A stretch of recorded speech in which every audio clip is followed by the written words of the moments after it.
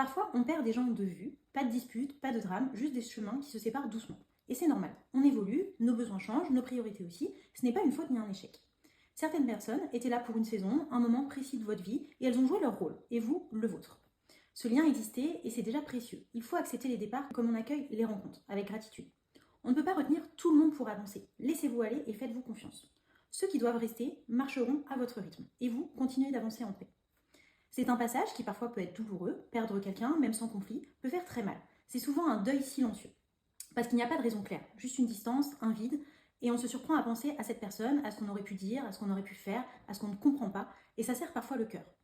Alors comment on s'en remet? Avec le temps, oui, mais aussi avec de la douceur envers soi, en acceptant qu'on ne peut pas tout contrôler, on ne peut pas tout retenir. Il faut accepter de le laisser partir.